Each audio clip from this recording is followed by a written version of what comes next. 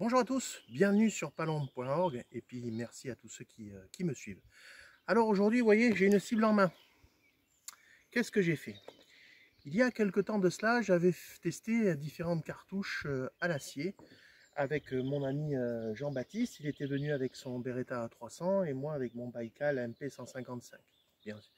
Et donc on avait testé des choses et à un moment donné, nous avions testé la cartouche de chez Soloniac, la XL 900 en 33 grammes HV. Bon, j'avais pas été convaincu. Et suite à ça, nous avons eu le plaisir de rencontrer le responsable chasse de chez Soloniac à Cestas, en Gironde, ainsi que l'ingénieur en pyrotechnie. On a appris plein de choses. C'est toujours intéressant de rencontrer des gens et tout ça. On a appris plein de choses. Ils ont refait les tests. Bon, ils les ont refaits, mais pas comme nous. C'était pas les mêmes armes, c'était pas les mêmes armes de canon, c'était pas les mêmes distances parce qu'on était un peu surpris sur la distance. Mais bon, c'était moyen. Bon, mais l'ingénieur en pyrotechnie nous a appris beaucoup de choses et il nous a dit et testez celle-là, la XL 900 Impact en 35 grammes. Plomb numéro 4. Bien. Alors, je rappelle les conditions du test.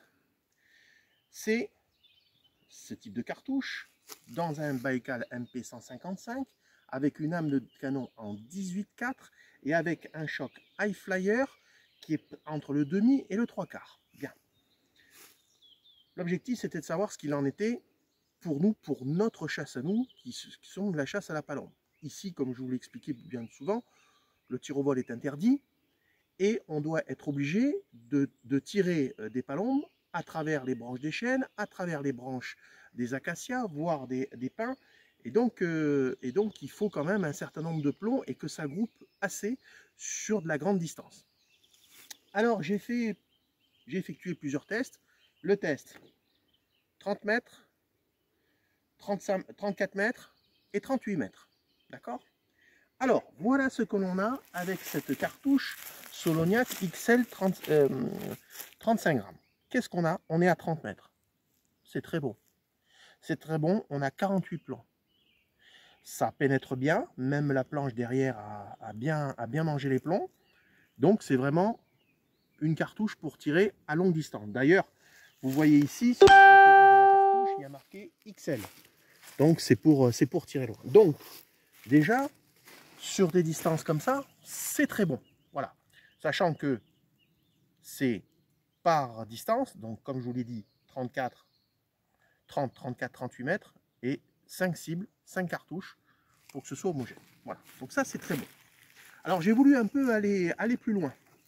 Qu'est-ce que je me suis aperçu? Je suis allé un petit peu plus loin. Je suis allé même carrément, je suis allé à 38 mètres. Vous voyez, limite distance. Donc limite distance, 38 mètres, 25 plombs, bah, c'est déjà pas mal. Je suis sûr que mon ami Jean-Baptiste avec son Outlander A300, avec son canon exceptionnel, aurait fait bien mieux.